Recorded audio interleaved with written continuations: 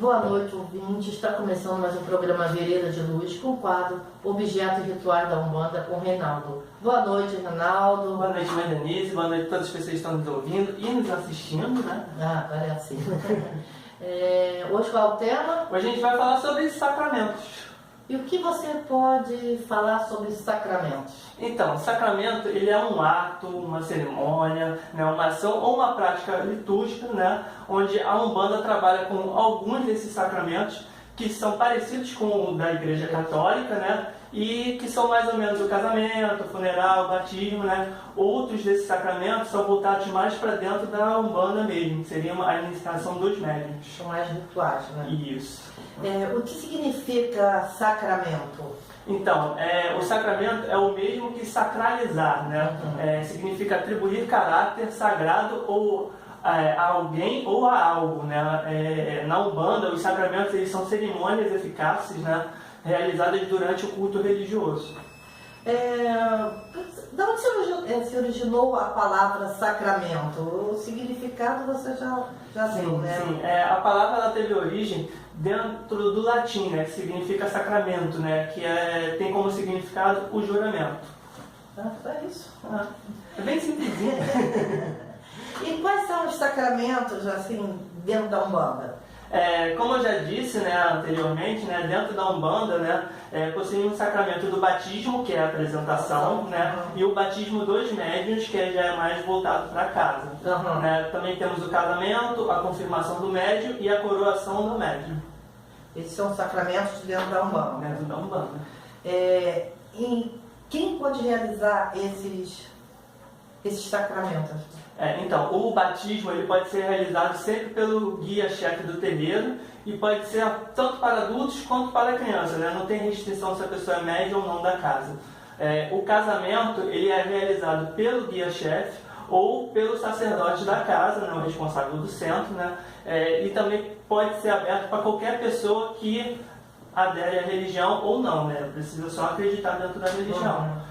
O funeral ele já é realizado pelo sacerdote do terreiro, né? E ele sofre algumas alterações de acordo de casa para casa, né? Cada um vai fazer do seu jeitinho. Além de sacramento, né? São outros sacramentos, eles são referentes a graus de iniciação dos médiuns, né, da casa, né? Que são realizados também pelo sacerdote da casa. Certo. Qual é o sacramento mais popular? O mais popular, aquele sem dúvida nenhuma, é o batismo, né? Que é realizado dentro de todas as religiões e é praticamente o primeiro ritual que fazemos. Quase todas as religiões praticamente têm, né? Todos os terreiros, eles realizam esses sacramentos? Então, a maioria dos terreiros, eles realizam sim, né? A diferença é que cada chefe de terreiro, ele vai ter a sua instrução e a sua diferenciação de casa para casa naquele ritual específico, né? Pois a liturgia daquela cerimônia, ela vai depender da linha e da falange que comanda aquela casa de Umbanda, né? Mantendo sempre os mesmos fundamentos relacionados ao sacramento que está sendo desenvolvido ali. Mas nos dias de hoje você vê muitos terreiros que não estão realizando esse sacramento, por exemplo, do batismo.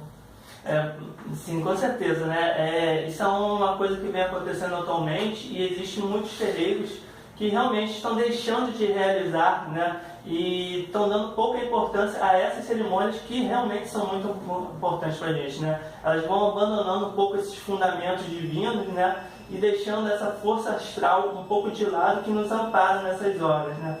Então uma coisa interessante, porque o povo cigano, eles falam que quanto mais batismo a pessoa tem, mais protegida pelo astral ela é, né? Então você ignorar esse tipo de sacramento é um pouco chato, porque a pessoa perde essa proteção.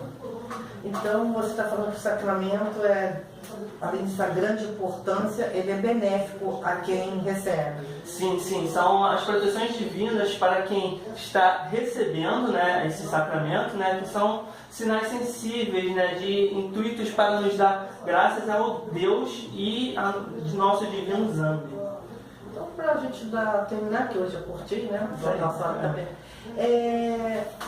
Faz uma conclusão do sacramento para o povo entender. Então, o sacramento, né, a cerimônia em si, ele é um ato de fé, né?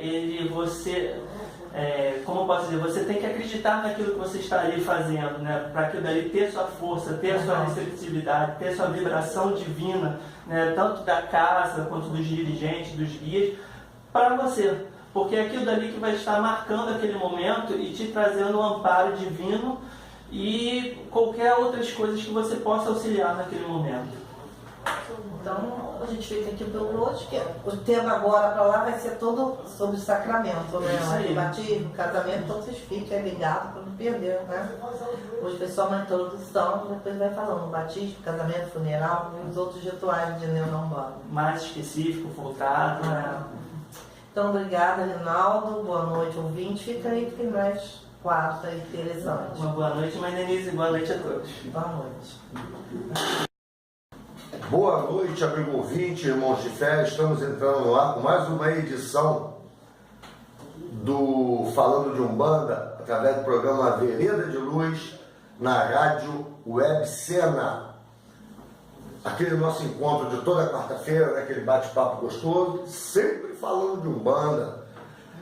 Hoje a gente vai falar um pouquinho sobre a linha dos malandros, como os Zé Pilintras chegaram à Umbanda, né, a caminhada deles até chegar à linha de malandro, falar um pouco do mistério das malandragens. E para fazer isso, primeiramente, eu vou ler uma mensagem do Zé Pilintra da Estrada, né, que ele deixou essa mensagem em 2011, se não me falha a memória. E eu vou ler ela pra gente. O mistério da malandragem. Nós é chamado de malandro, mas a nossa malandragem é boa. Zé, quando chega, ele não vem para macumba, ele vem para a boa cumba. O povo chama nós de tudo, de malandro, vagabundo, egum, até de Exu preto. Mas malandro não é Exu. Malandra não é pombagira. Exu tem um mistério dele, pombagira tem um mistério dela. E a malandragem tem o seu próprio mistério, que nós não revela só por malandragem. Reparem vocês que eu estou respeitando aqui o erro de concordância, tá? Eu estou lendo a mensagem do jeito que ela foi transmitida.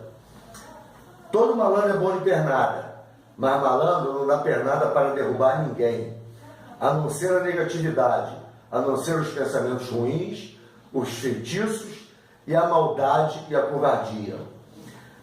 O povo diz que malandro é cachaceiro, é jogador, é femeeiro e não gosta de trabalho, é vagabundo. Mas a bebida que nós usamos, que nós oferecemos para o povo beber, é só para mostrar que o egoísmo não pode ser cultivado. Então, nós dividimos a bebida. Essa mesma bebida que a gente usa para afastar as baixas, a vibração e a negatividade. Malandro joga verde para colher maduro, e esse maduro pode ser traduzido por sorte para aqueles que vêm até nós com o coração limpo, em busca de ajuda. Nós é femeiro porque, como dizem, nós gostamos da beleza, e a mulher é o símbolo da beleza, que embeleza a vida, que embeleza o dia a dia para aqueles que têm olhos para enxergar a verdadeira beleza.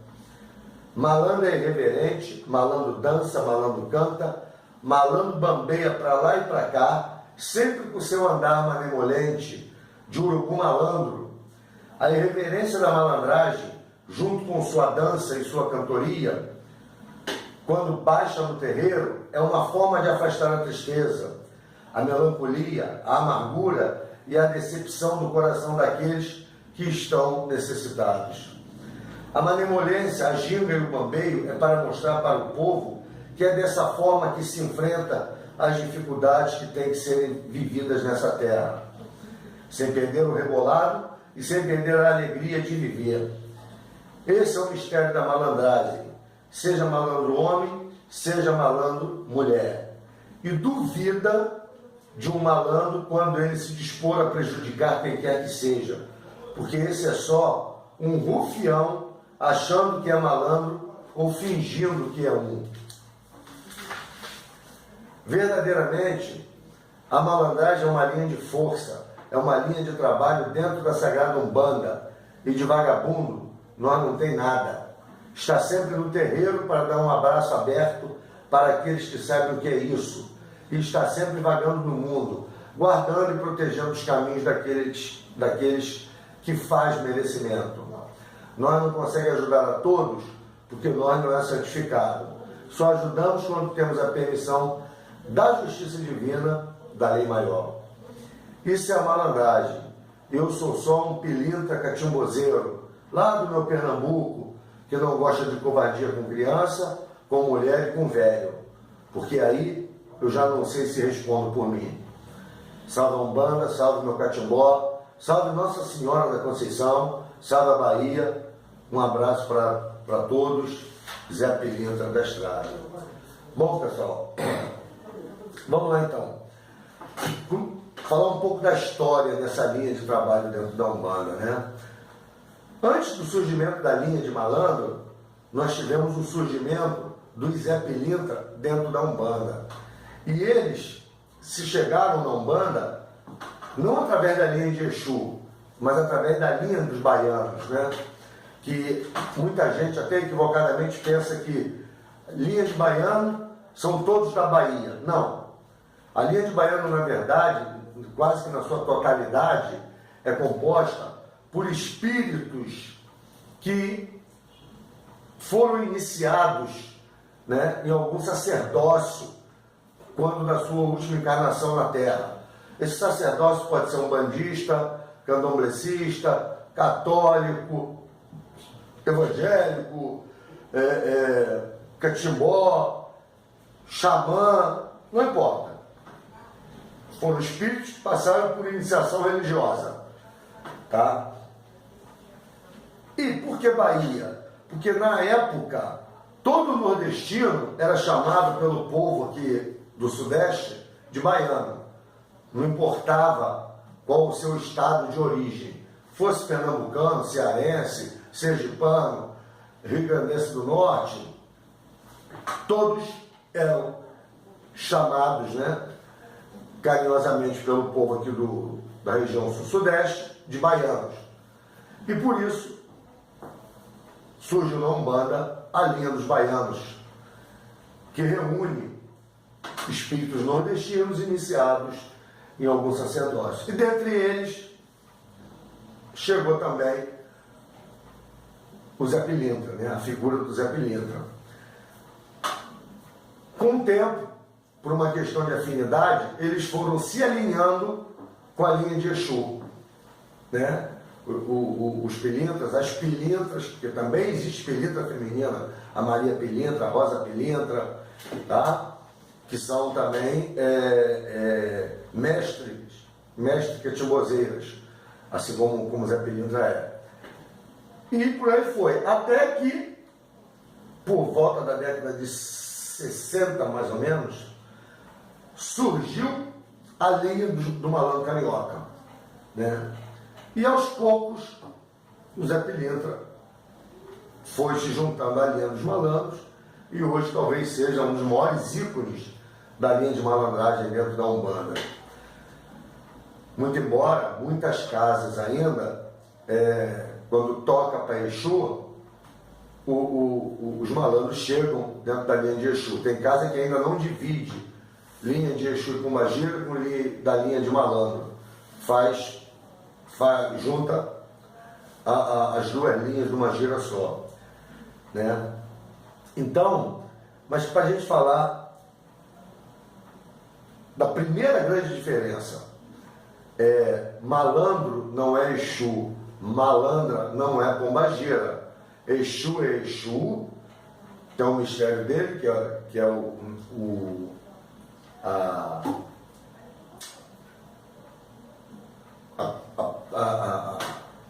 vigor, né, a vitalidade.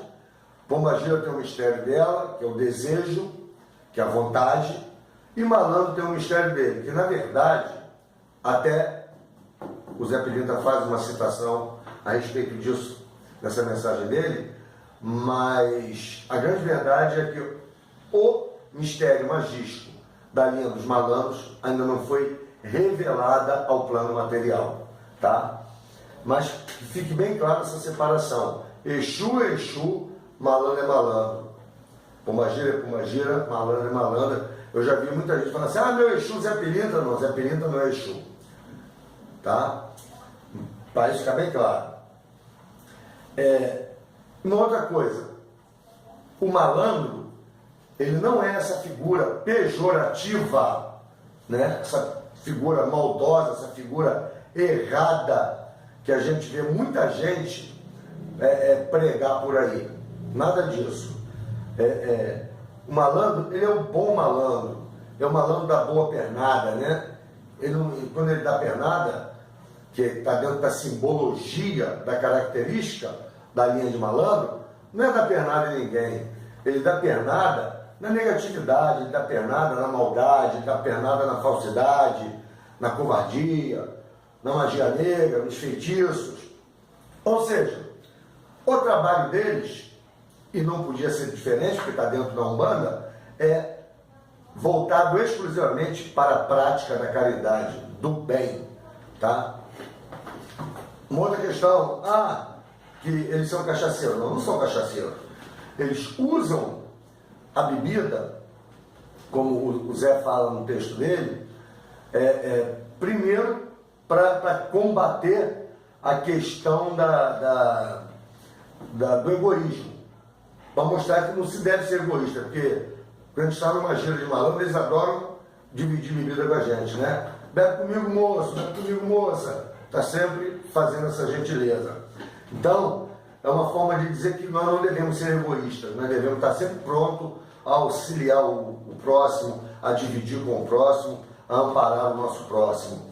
Mas a bebida, tal qual o Exu também usa, a pombagira também usa, a bebida alcoólica, ela tem um alto teor de volatilidade e por isso é um elemento de higienização de negatividade, tá? É um elemento que limpa o corpo astral. Do outro lado, né, a gente tem aquela coisa da esperteza, da malandragem, da boa malandragem. Não tenta enganar um malandro, que ele vai sorrir para você, mas ele sabe que você está tentando enganá-lo. Então é como ele diz, aquele que está disposto a dar um abraço aberto, o seu Zé Pilintra, ele fala isso, o abraço aberto é aquele abraço que você dá sem reserva, dá sem receio nenhum, você abraça de verdade, né? Aquele abraço dado de coração, aquela coisa limpa, aquela coisa bonita, e a gente só absorve coisas boas na hora que a gente dá um abraço desse num malandro ou numa malandra, né? Essa questão do malandro está sempre brincando, está sempre dançando, sempre cantando, sempre com aquele bambeado dele, né?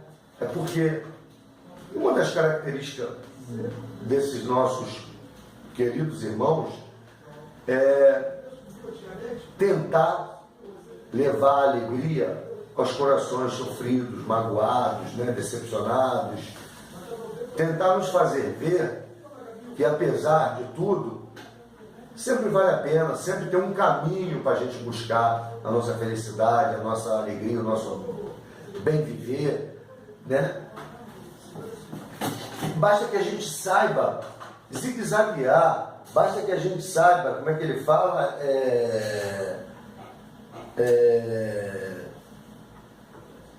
gingar de um lado para o outro, para enfrentar as dificuldades, ou seja, te desvia da dificuldade, gingando de um lado para o outro, bambeando, né? Com toda aquela malemolência que o malandro tem. Isso é uma forma de dizer, olha só, a gente vai, balança para lá, balança para cá e segue em frente, vai firme, não para. E, muito importante, duvida de um malandro quando ele se dispor a prejudicar quem quer que seja, porque esse é só um rufião achando que é malandro ou fingindo que é um. Verdadeiramente é isso, sabe? O malandro, ele não é uma pessoa nociva, não é um espírito nocivo, não é um espírito trevoso, não é um espírito errado. Ele tem os problemas dele, nas encarnações passadas.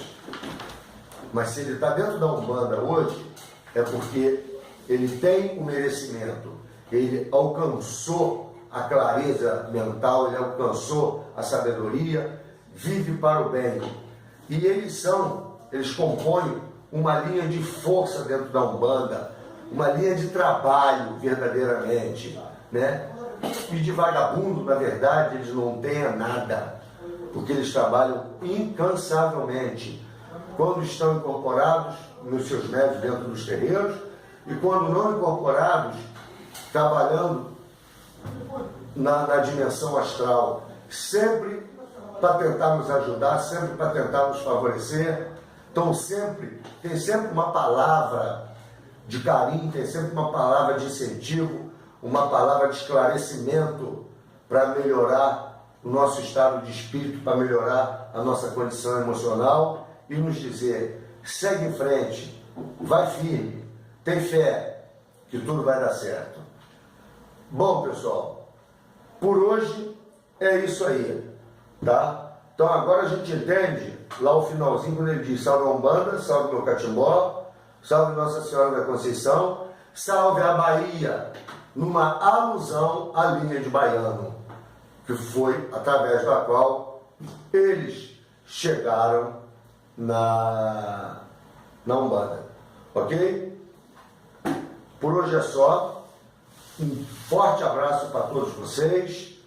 Quero comunicar que sábado agora, dia 1º/9, lá no Lar Umbandista de Xangô, a gente vai ter a nossa gira festiva em homenagem aos malandros. Começa às 16 horas.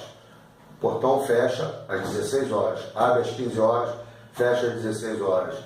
Quem quiser nos dar a honra da presença da companhia para viver esse momento de axé, que é tão maravilhoso, é tão sagrado na nossa casa, por essa linha que faz tanta coisa boa lá dentro daquela casa, por tanta gente.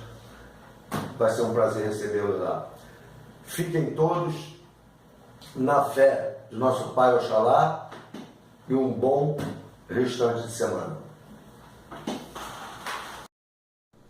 Olá, eu sou o Rogério e esse é o quadro Umbanda 100% Brasileira. Esse quadro tem o apoio do programa Vereda de Luz e da Rádio Senoé.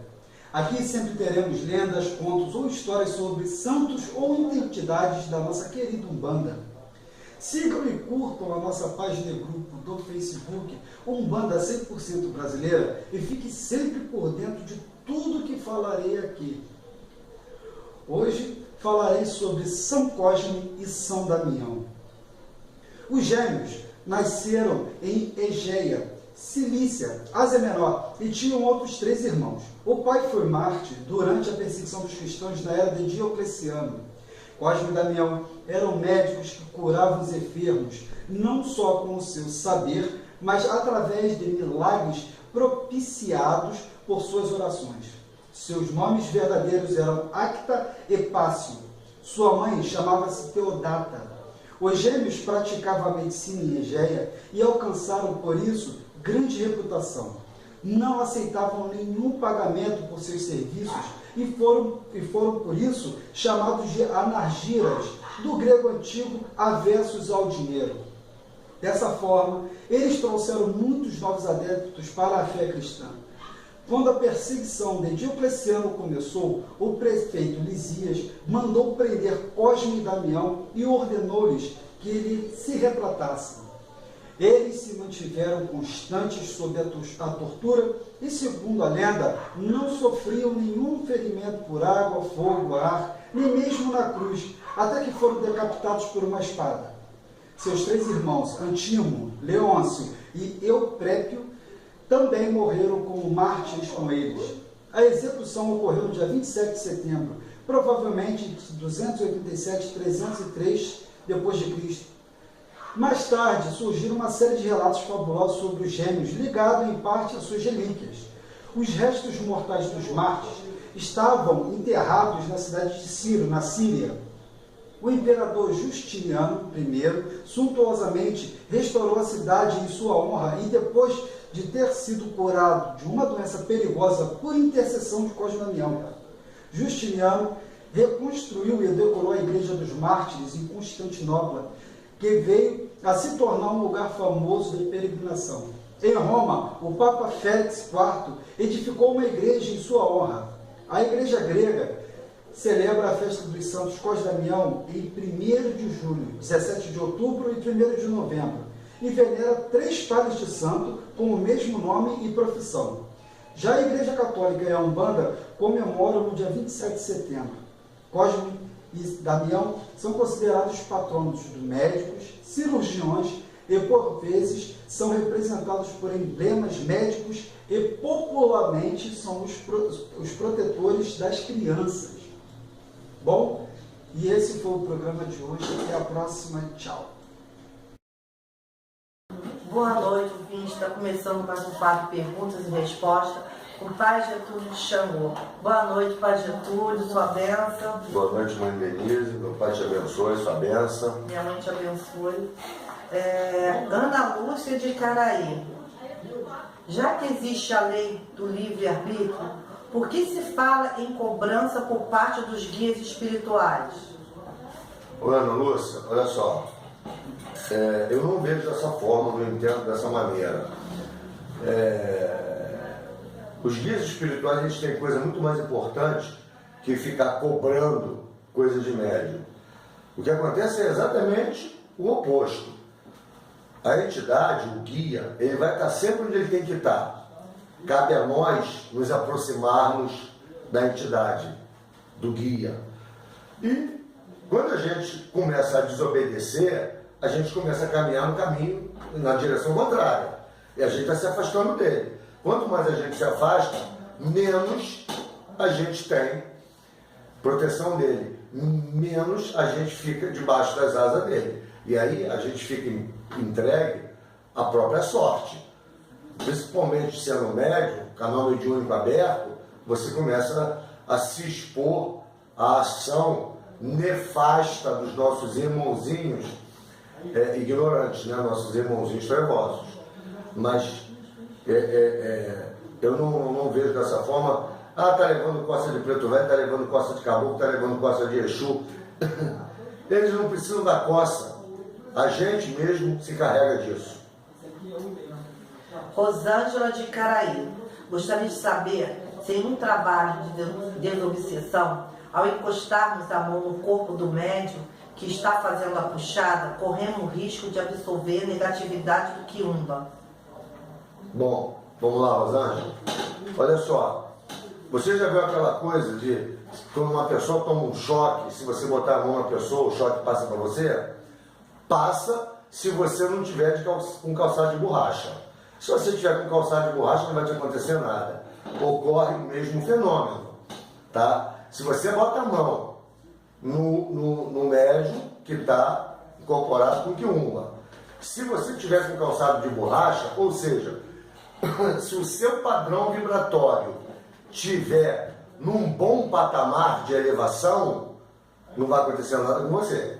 Agora, se o seu patamar, se o seu padrão vibratório estiver lá embaixo, ou seja, você não está de calçado de borracha, aí você vai se contaminar. O processo é o mesmo, tá? Tem que haver afinidade energética. Caso contrário, não há contaminação. Pode ficar tranquilo com relação a isso. Eufrásia Mutuá. Por que alguns Exus chegam e trabalham curvados, tortos, babando e rosnando? Olha só, eita, hoje o negócio tá bom. Exu, ele não é a legião astral, tá? Não só o Exu, como todas as entidades de qualquer linha de trabalho da Umbanda. Então, não existe esse negócio de Exu todo torto, Exu que não consegue falar, Exu que rosna, Exu que baba. Não, Exu, ele não é como Urucu. Exu não é quiumba, é um espírito evoluído. Para qualquer espírito, seja de qual linha for, de direita ou de esquerda, atuar dentro da seara umbandista, ele já tem que ter passado por todo um processo astral de restauração, de recuperação. Então, isso é coisa da cabeça do médium, isso é coisa de casa, onde o pai de santo é mal esclarecido, para achar que isso acontece principalmente muito quando é Exu de Campo Santo, Exu de Calunga. Aí tem aquela coisa que tem que ser todo torto, parece que o Exu tem até paralisia cerebral. Se bem que eu já vi isso acontecer até com um suposto tranca-rua das almas. Um rapaz recebeu um tranca-rua das almas numa casa que eu estava visitando, era um dia de festa, e o tranca-rua das almas parecia que tinha paralisia cerebral. Ele não conseguia se locomover de tanta dificuldade que ele tinha.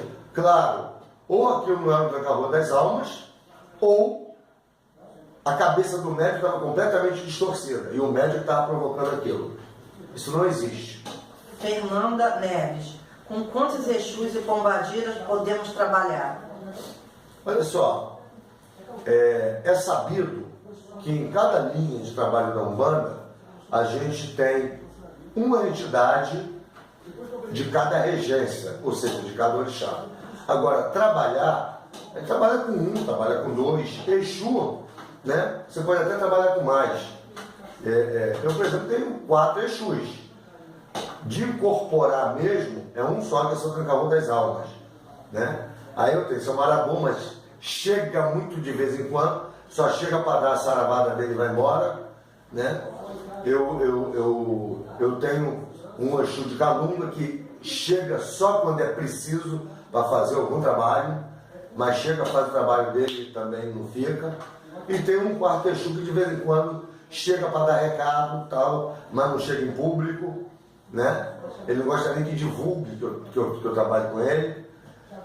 Mas, efetivamente, vamos falar assim, Exu de trabalho é Tranca-Rua das Almas. Pombagira só tem uma que incorpora. Também não é muito de ficar incorporando não, mas incorpora. Volta e meia ela dá a presença dela, né? Que é a Maria Padilha, a Rainha do Inferno. Mas eu sei que eu tenho um quequê com Mulambo, eu sei que eu tenho um quequê com a Pombagira do Cruzeiro, mas são outras histórias, elas não incorporam, nunca deram sinal de vida nesse sentido, de incorporação. Eduardo de Piratininga, minha entidade riscava um ponto antes, e agora que mudei de terreiro, ele modificou o ponto dele. Por quê?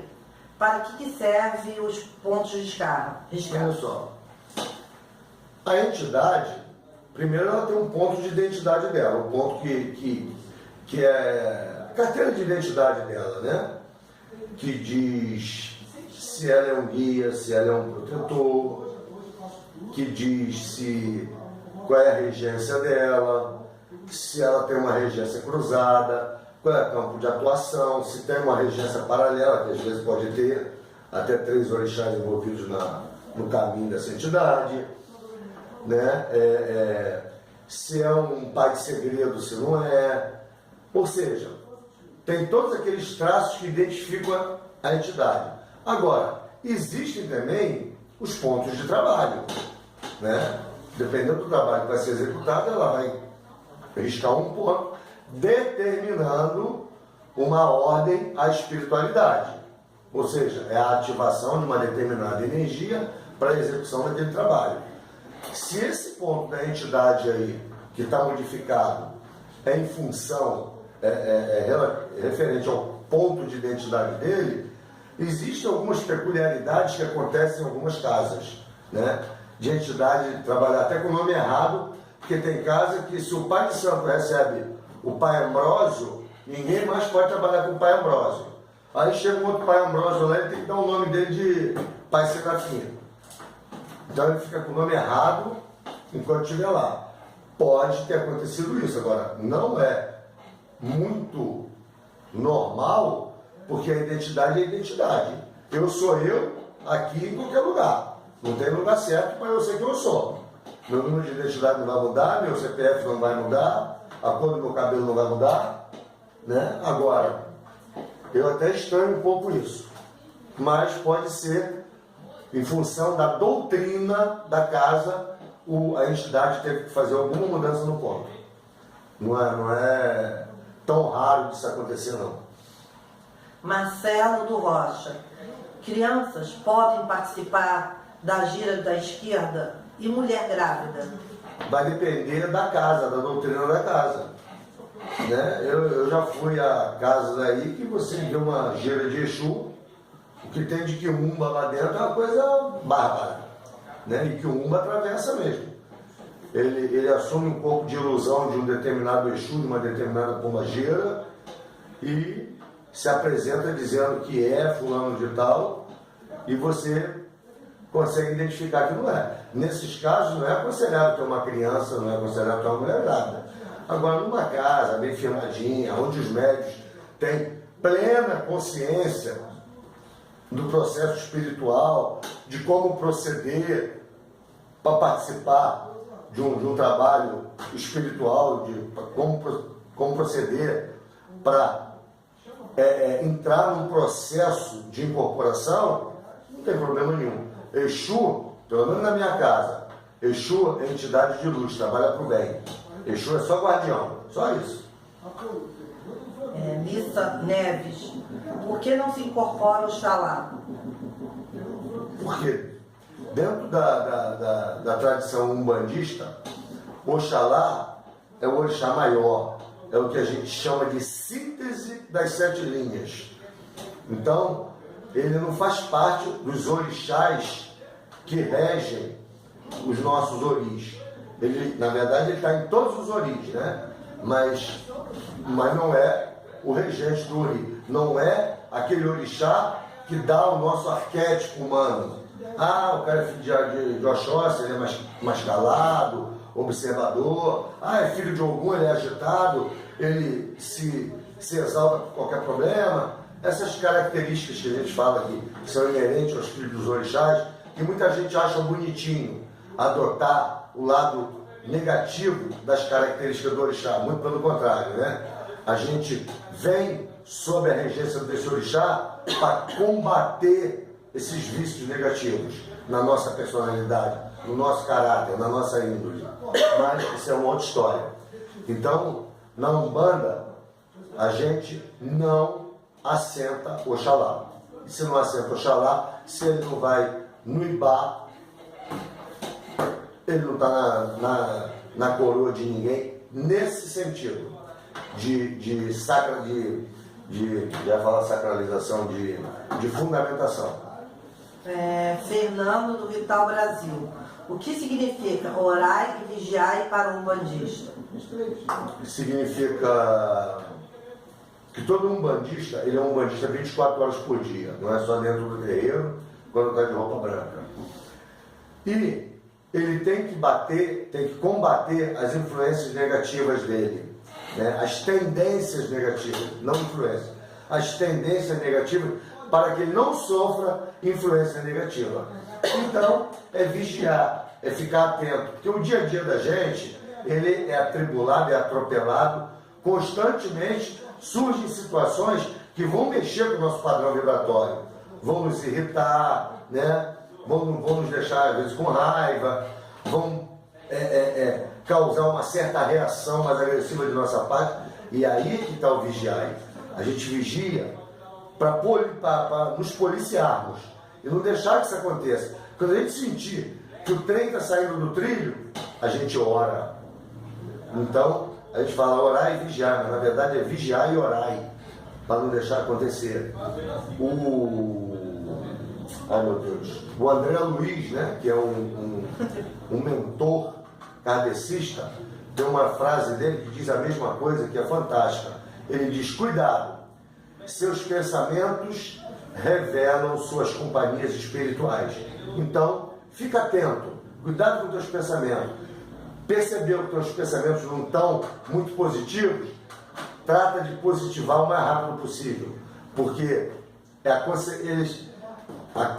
consequência dos seus pensamentos vão ser as companhias espirituais que você vai atrair para você. Tereza Jacarepaguá, o que são os orixás na Umbanda? Orixá na Umbanda.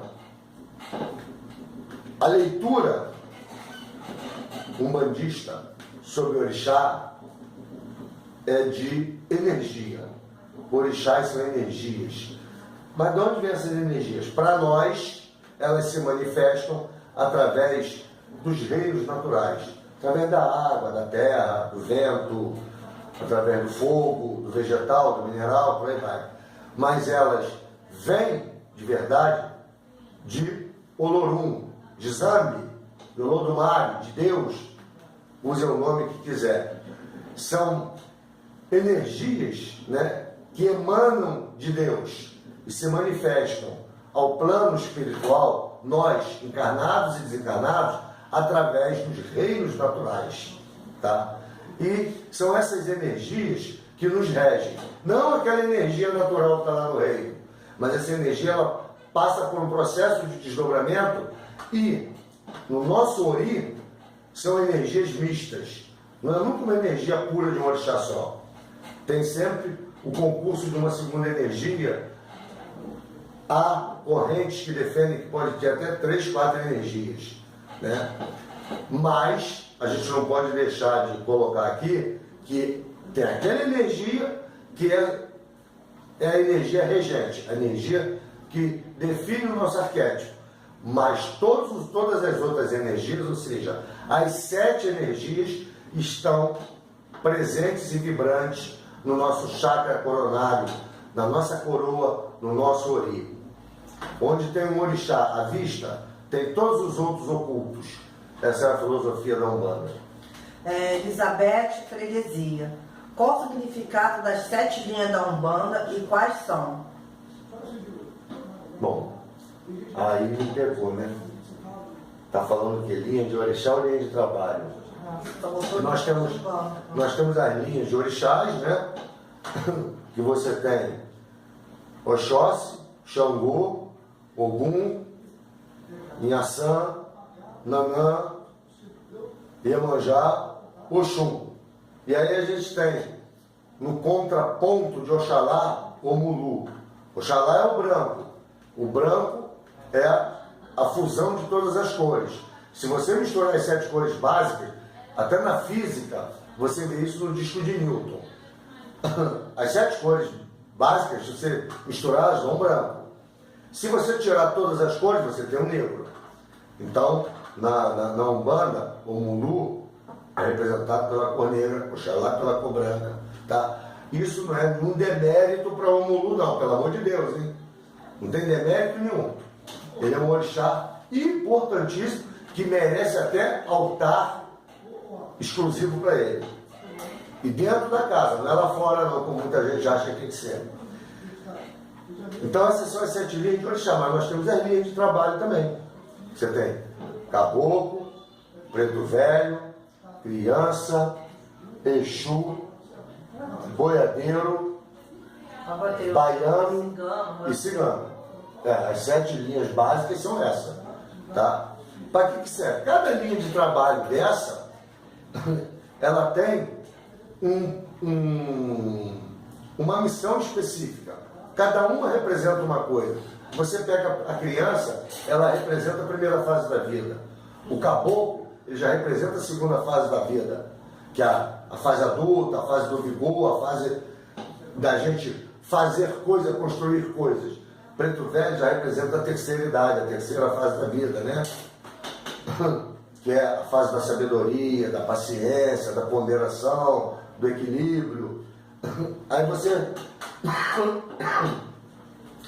vai para cada uma das outras 7 linhas. A pergunta que é? As cores? Não. Não, quais são? Você já falou. Eu já falei isso aqui. Então cada linha tem o seu mistério, tá? Cada linha tem o seu mistério. Você pega a baiano, o mistério deles é um grande poder de magia que essas entidades têm. Por quê? Eu até falei sobre isso no Falando de Umbanda, no início do programa. É uma linha cujo a grande maioria das entidades, né, são espíritos nordestinos iniciados em algum sacerdócio, seja Umbanda, Candomblé, catolicismo, xamanismo, lá do Zé Pilinha, como surgiu agora, o Catimbó, entendeu? Então, eles têm um conhecimento magístico muito grande. Você pega um boiadeiro, né, que é a primeira linha da direita, que fica bem próxima da nossa frequência vibratória. Então eles são muito bons, mas muito bons mesmo em combater negatividade, demanda, magia negra. São muito fortes na retirada de cascão, de miasma, de ovoides, porque como diz, a missão precípua deles é essa, tá? Você pega um Exu, você tem a coisa de ser o guardião, mas você tem também o aspecto de representar a vitalidade, o vigor. Por isso que sem Exu não se faz nada, mas Exu também depende de como gira, ter a vontade. Não adianta você ter vigor, ter vitalidade, se você não tiver a vontade de fazer, não tiver o desejo de fazer. Tudo começa ali, ó, na mulher, tudo começa no aspecto feminino. Vontade, desejo de fazer. Aí o vigor e a vitalidade executam, mas um não vai sem o outro. Então esse é o significado das ideias humanas. Elas funcionam assim. Quando a gente quer falar de pureza, quer falar de ingenuidade, quer falar da coisa cristalina, bem, a gente vai para os hereges, vai para as crianças de Umbanda, entendeu? Então funciona desse jeito. E esses 7 aí, né, essas 7 linhas de orixás, essas 7 linhas de entidade, elas completam o círculo, né, que representa Papai do Céu. Porque o círculo, a forma do círculo, tem início? Não tem. Tem fim? Não. Quem é que não teve início e nem terá fim? Só o nosso glorioso Pai Celestial. Acabou as perguntas de hoje. Acabou? Acabou. Continue mandando suas perguntas. Eles foram 10, né? Isso, continue mandando mais perguntas aqui que o Pai Getúlio vai responder. É isso aí. Então boa noite. Boa noite a todos. Até a próxima. Até quarta-feira que vem, com a graça de Papai do Céu. Pai Oxalá abençoe todos vocês. Um grande abraço e mais uma vez tenham um excelente término de semana.